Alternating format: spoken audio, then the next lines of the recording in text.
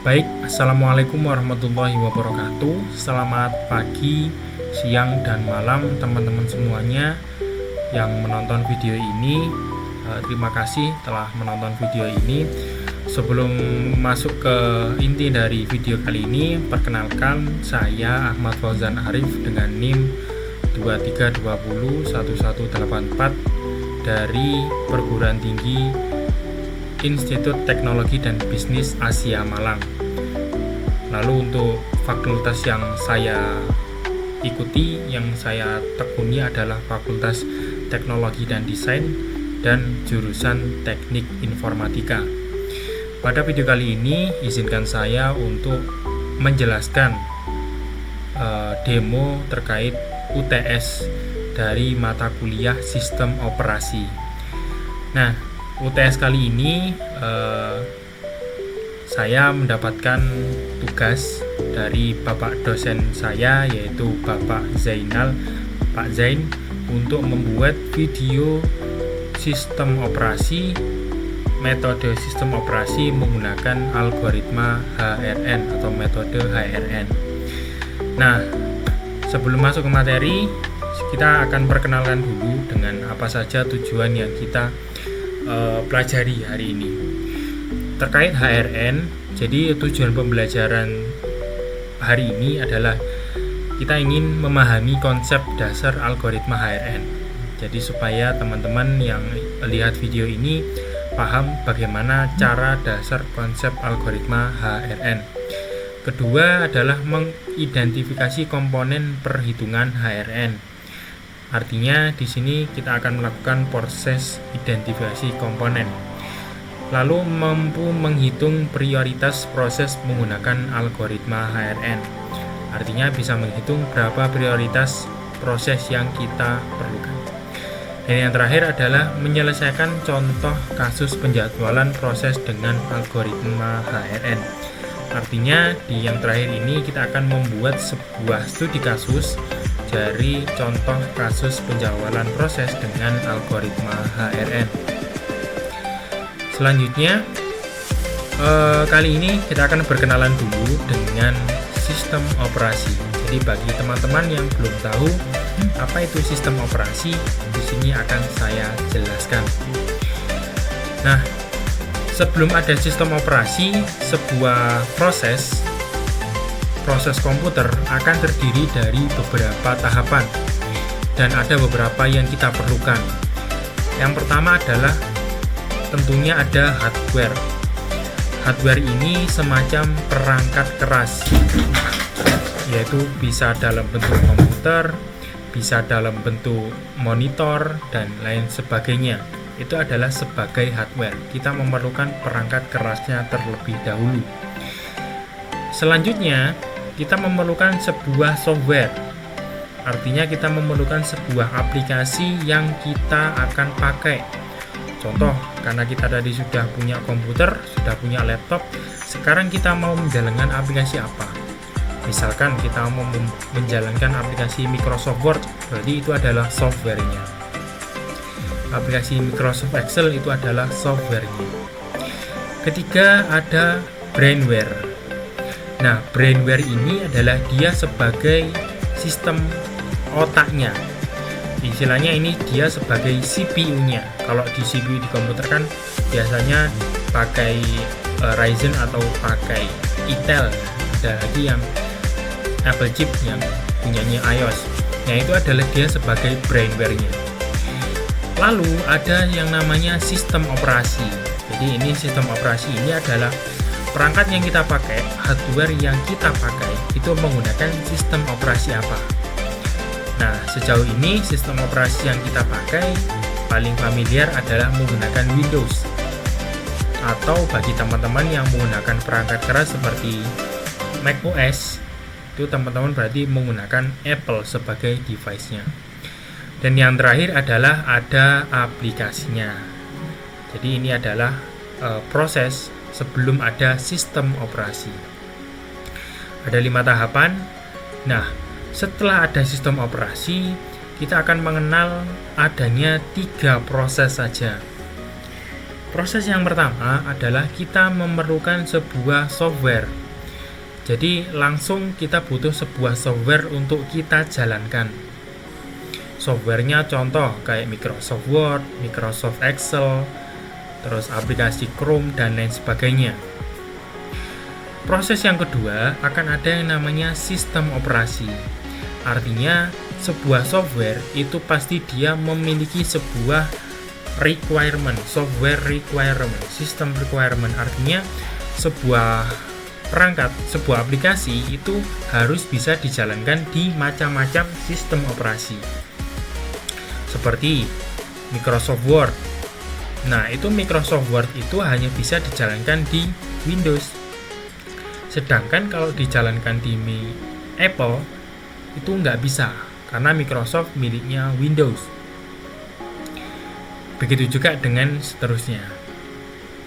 Proses yang ketiga akan ada yang namanya hardware. Artinya setelah kita punya sebuah aplikasi, lalu kita mempunyai sebuah sistem operasi, dan yang terakhir kita memerlukan sebuah hardware. Artinya kita memerlukan sebuah perangkat dari aplikasi itu. Karena kalau tidak ada perangkat, tidak ada hardware, kita tidak bisa menjalankan software yang kita inginkan. Selanjutnya, sejarah sistem operasi.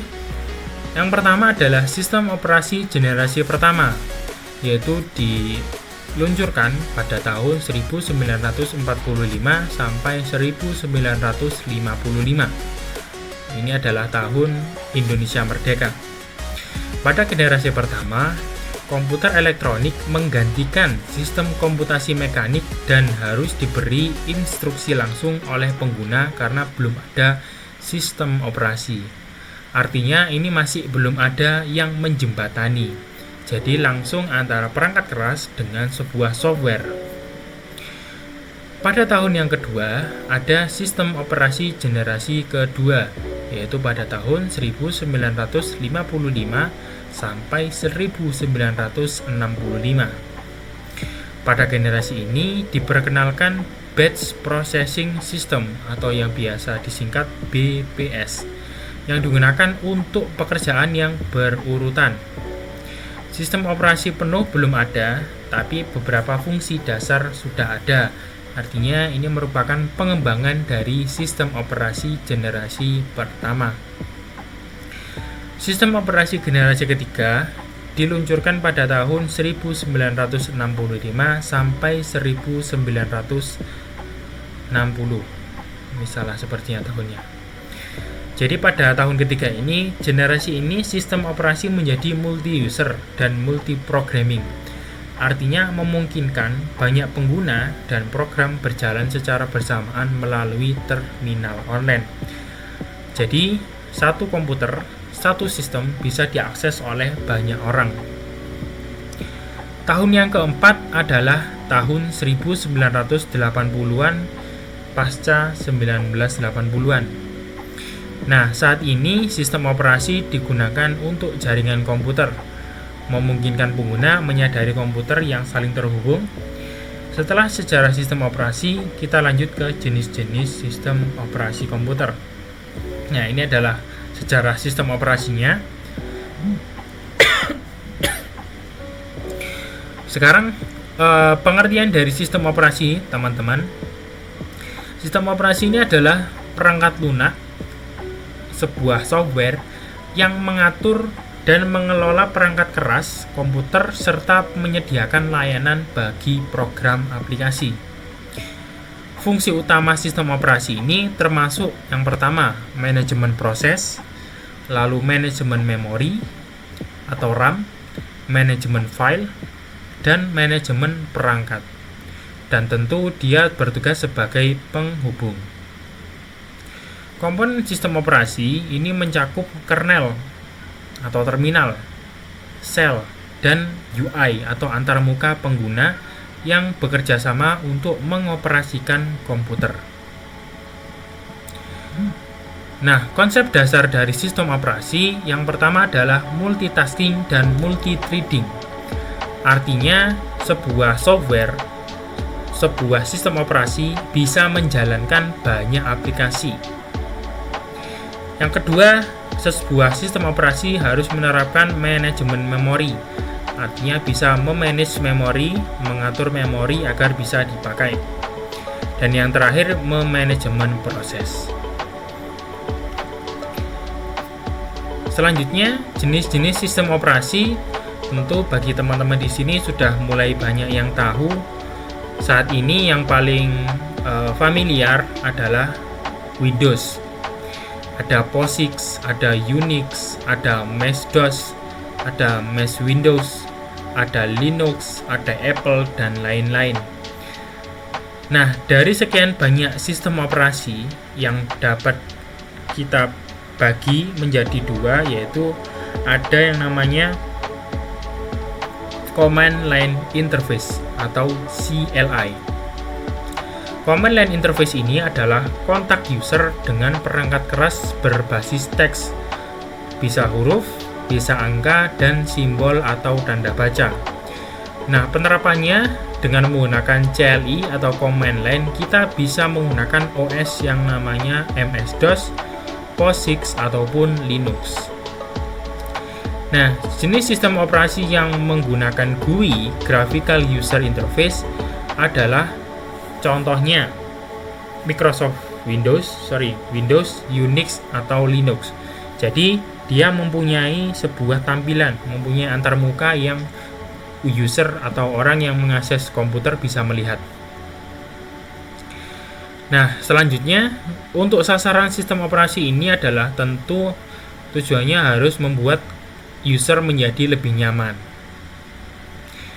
Yang kedua adalah membuat efisien dan lebih terkendali, lebih terarah, supaya tugas kita lebih cepat terselesaikan. Yang ketiga adalah evolusi, artinya sebuah sistem operasi perlu melakukan pengembangan yang berkelanjutan. Tetap ada pembaruan. Nah, yang kedua yang kita akan bahas yang selanjutnya adalah perhitungan algoritma HRN dalam sistem operasi. Nah, perhitungan algoritma HRN ada beberapa langkah. Jadi pertama-tama kita akan belajar konsep dasarnya terlebih dahulu. Bagi yang belum mengenal HRN, apa itu HRN? HRN ini adalah sebuah algoritma penjadwalan proses dalam sistem operasi yang memilih proses dengan prioritas tertinggi berdasarkan respon rasio. Artinya, proses yang didahulukan adalah prioritas yang tertinggi. Untuk rumus atau formula HRN, kita bisa menggunakan respons rasio sama dengan waktu tunggu ditambah burst time dibagi burst time atau per burst time. Karakteristik HRN adalah dia akan memprioritaskan proses yang sudah menunggu lama. Jadi, ketika proses yang baru datang, itu dia akan dipending dulu sampai proses yang lama selesai. Selanjutnya, mengurangi kemungkinan starvation dibanding algoritma lainnya. Jadi, ini memang karakteristiknya agak sedikit unik ya. Selanjutnya, konsep dasar algoritma HRN, karena waktu layanan muncul sebagai pembagi, maka tugas lebih pendek berprioritas lebih baik. Karena waktu tunggu sebagai pembilang, maka proses yang telah menunggu lama juga mempunyai kesempatan yang lebih bagus. Artinya ini ada beberapa perbandingan ya, ada beberapa kondisi. Disebut HRN karena waktu tunggu itu nanti ditambah waktu layanan atau waktu tanggap, yang berarti waktu tanggap tertinggi yang harus dilayani. Nah, keunggulan dan kekurangan HRN. Keunggulan yang pertama, HRN adalah memperbaiki kelemahan algoritma FJFS dan SJF dalam menangani proses dengan waktu tunggu yang lama. Artinya, dibanding algoritma FJFS dan SJF, HRN algoritma menjadi lebih bagus, dan efisien. Yang selanjutnya keunggulannya adalah mengurangi starvation. Jadi tidak akan menunggu orang jobnya terlalu lama untuk prosesnya. Kekurangan HRN adalah yang pertama, membutuhkan perhitungan yang lebih kompleks dibanding algoritma lain. Jadi tentu kekurangannya agak sedikit lebih kompleks. Selanjutnya adalah kurang efisien untuk sistem dengan jumlah proses yang banyak. Artinya dengan proses yang lebih banyak, maka akan banyak orang atau job yang tertunda sampai semua proses selesai. Nah, itu adalah kekurangannya. Lalu kesimpulan dari HRN ini adalah yang pertama, algoritma HRN ini akan memberikan keseimbangan antara waktu eksekusi dan keadilan terhadap proses. Jadi nanti kita akan belajar terkait studi kasusnya. Kesimpulan yang kedua adalah penerapan HRN memerlukan pemahaman perhitungan waktu tunggu dan respon. Artinya kita harus mengetahui perhitungan waktu tunggunya setiap job dan responnya. Nah, selanjutnya yang ketiga, kita akan membahas studi kasus implementasi metode HRN. Studi kasusnya gimana? Yang pertama, ini saya mempunyai sebuah tabel. Jadi ada kolom nama proses, ada waktu tiba, ada lama eksekusi, ada mulai eksekusi, selesai eksekusi, dan TAT. Lama eksekusi ditandai dengan huruf D, B, mulai eksekusi dengan huruf C, dan selesai eksekusi dengan huruf D. Dan yang kolom terakhir adalah TAT. Nah, untuk rumus dari studi kasus ini adalah RP, rasio penalti. RP itu adalah rasio penalti sama dengan S. S itu adalah waktu sia-sia atau waktu tunggu, ditambah T. T itu adalah lama eksekusi atau waktu layanan sebuah job, dibagi T, dibagi lama eksekusi kembali. Nah, yang dikerjakan pertama kali adalah job yang tiba pertama kali. Jadi kalau kita lihat, job yang pertama kali datang adalah yaitu proses A, karena waktu tiba di sini yang A adalah di menit ke-0. Sedangkan di proses B di menit ke-1, proses C di menit ke-2, proses D di menit ke-3, dan proses E di menit ke-4. Nah, lama eksekusi dari setiap proses tentu berbeda-beda. Di proses A, dia menggunakan lama eksekusi sebanyak 4 menit. Artinya, lama eksekusi 4 menit, jadi selesai eksekusinya di 4 menit. Nah, mulai eksekusinya, karena dia waktu tibanya adalah 0, maka kita bisa memulai dengan angka 0, karena dia yang pertama kali datang. Di kolom yang terakhir, pada bagian TAT, E sama dengan D dikurangi A. D ini adalah selesai eksekusi, yaitu 4. A ini adalah waktu tiba, jadi 4 dikurangi 0 adalah angka 4. Selanjutnya kita akan lengkapi yang bagian B. Langkah-langkahnya adalah yang pertama-tama, kita harus menghitung yang namanya waktu sia-sia sebuah job terlebih dahulu. Nah, waktu sia-sia ini kita hitung yaitu selesai eksekusi dikurangi waktu tiba. Nah, karena proses A sudah selesai, maka kita akan mencari proses B, C, D, dan E, yaitu waktu sia-sianya. Proses B, yaitu rumusnya adalah selesai eksekusi dikurangi waktu tiba. Karena di sini selesai eksekusinya di 4, yang diproses A, maka kita akan taruh di dalam sini dikurangi 1 waktu tibanya. Jadi di B ini adalah waktu tibanya dia di menit ke-1. 4 dikurangi 1 adalah sama dengan 3. Itu yang proses B, yaitu waktu sia-sianya sebanyak 3 menit. Proses C adalah 4 dikurangi 2, karena proses C ini adalah waktu tibanya 2 di menit kedua. 4 dikurangi 2 sama dengan angka 2. Proses D yaitu 4 dikurangi angka 3 ya, karena waktu tibanya di proses D adalah di menit ketiga. 4 dikurangi 3 sama dengan 1. Dan proses yang terakhir adalah proses E, yaitu selesai eksekusinya adalah D, 4 dikurangi angka 4. Nah, 4 dikurangi 4 sama dengan 0. Artinya waktu sia-sianya adalah tidak ada. Nah, sekarang setelah kita mengetahui waktu sia-sianya dari setiap proses, kita akan lanjutkan untuk menghitung rasio penaltinya. Untuk menghitung rasio penalti, kita akan menghitung dengan rumus yang tadi kita sudah pelajari, yaitu waktu sia-sia ditambah lama eksekusi dibagi lama eksekusi. Nah, kita kan tadi sudah tahu waktu sia-sianya proses B adalah 3, proses C adalah 2, proses D adalah 1, dan proses E adalah angka 0. Nah, maka kita bisa lakukan proses lagi, yaitu proses B kalau kita hitung adalah angka 3 ditambah lama eksekusinya. Lama eksekusi dari proses B adalah sebanyak 2 menit. 3 ditambah 2 dibagi 2 dibagi lama eksekusi lagi, yaitu 2 menit. Hasilnya adalah 2,5. Selanjutnya adalah proses C.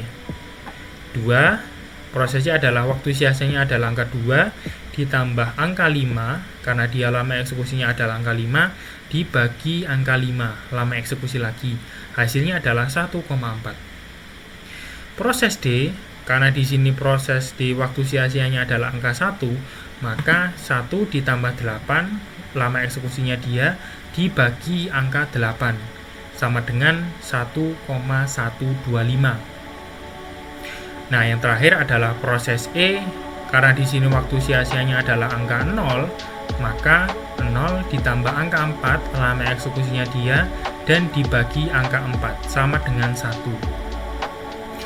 Nah, dari proses ini yang kita akan isi dalam algoritma HRN, untuk menentukan rasio penaltinya, kita akan memilih yang angkanya atau nilainya paling besar dalam setiap proses. Setelah kita hitung, di sini proses B memiliki nilai yang paling besar, yaitu angka 2,5. Maka kita akan melanjutkan di proses selanjutnya, yaitu yang kita kerjakan adalah proses B. Pada bagian proses B, di sini kita akan sudah isi. Jadi mulai eksekusinya, karena lama eksekusinya yang proses A tadi adalah 4 menit, jadi setelah selesai B, maka mulai eksekusinya dia di angka menit keempat, karena dia selesainya di menit keempat yang proses A. Lanjut proses B. Karena lama eksekusinya dia di 2 menit, ya, 2 menit, maka 4 ditambah 2 berarti kan 6, sebanyak 6 menit. Jadi selesai eksekusinya di menit ke-6. Untuk penghitungan TAT, kita di sini bisa menghitung D dikurangi A, artinya 6 dikurangi angka di 1 adalah angka 5. Nah, untuk mengetahui proses selanjutnya, kita akan hitung lagi yang proses C, D, dan E untuk menghitung waktu sia-sia dan rasio penalti. Yang pertama-tama, proses B, di sini kita ambil yang selesai eksekusinya dari yang proses B. Ini salah. Harusnya ini C, D, dan E. Mohon maaf. Nah, proses C di sini 6 diambil dari proses B, dikurangi waktu tibanya dari si proses C, yaitu di menit kedua. 6 dikurangi 2 sama dengan 4. Proses D, ya, yaitu 6 dikurangi waktu tibanya dia di angka ketiga. 6 dikurangi 3 sama dengan 3.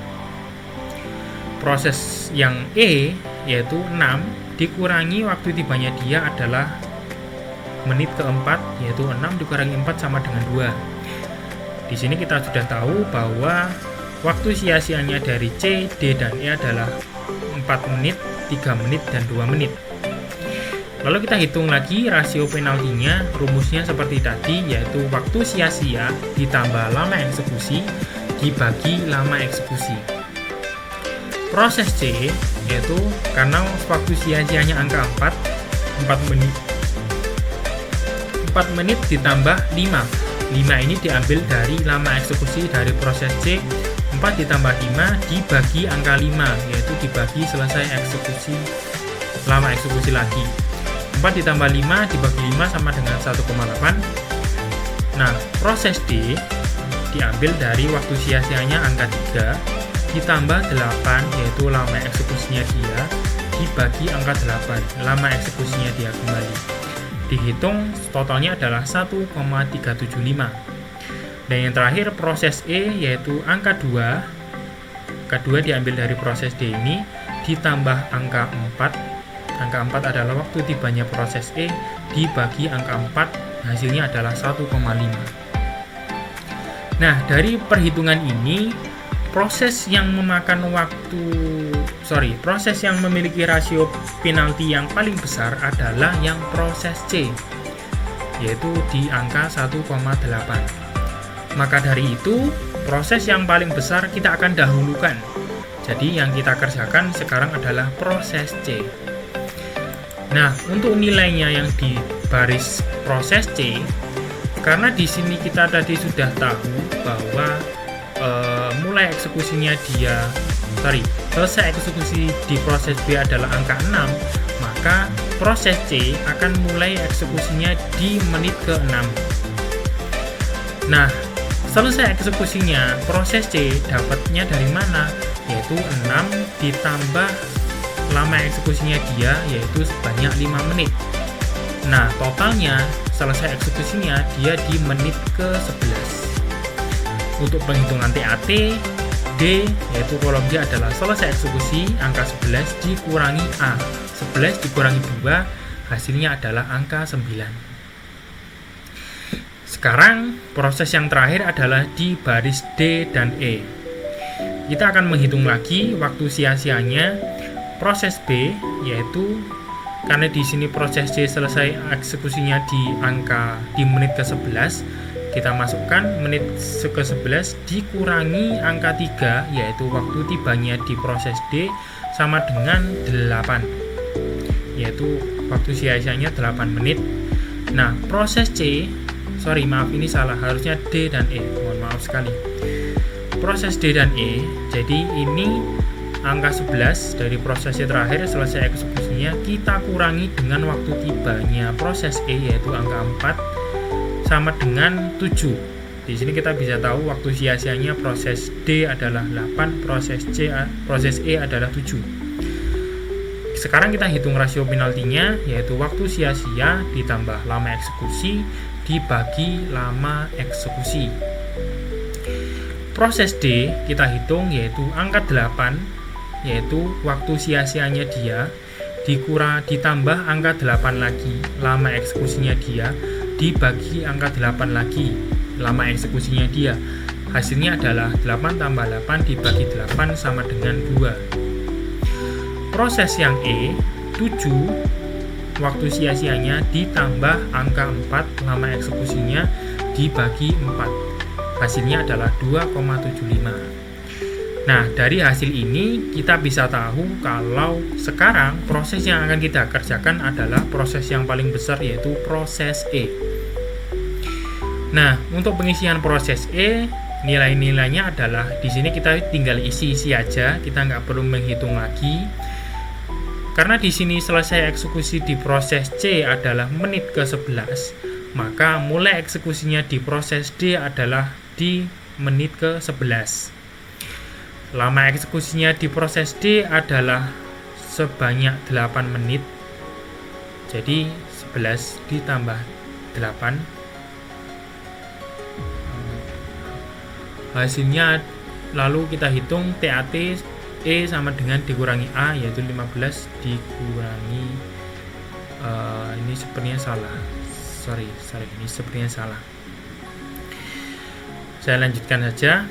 Jadi selanjutnya di proses yang E, di sini selesai eksekusinya dia di angka 15, lalu lama eksekusinya dia di angka 4, dan selesai eksekusinya di menit ke-23. Kalau kita total, TAT-nya adalah D dikurangi A 20. 23 dikurangi 4. Selanjutnya di sini ini kalau kita hitung lagi jumlah TAT-nya, kalau kita jumlah semua yaitu sebanyak 49, dan kalau kita rata-rata dengan angka 9,8. Nah, baik, untuk materi kali ini tentang UTS, presentasi saya terkait algoritma HRN sampai di sini saja materinya. Saya berterima kasih kepada Pak Zain telah membimbing saya selama mata perkuliahan, sudah memberikan banyak sekali ilmu. Untuk UTS kali ini saya pamit undur diri. Ahmad Fauzan Arif, NIM 23201184 dari mata kuliah Sistem Operasi. Itu saja yang bisa saya sampaikan, kurang lebihnya mohon maaf. Ihdinas siratal mustaqim. Assalamualaikum warahmatullahi wabarakatuh. Terima kasih teman-teman. Selamat malam, sore, dan menjelang pagi.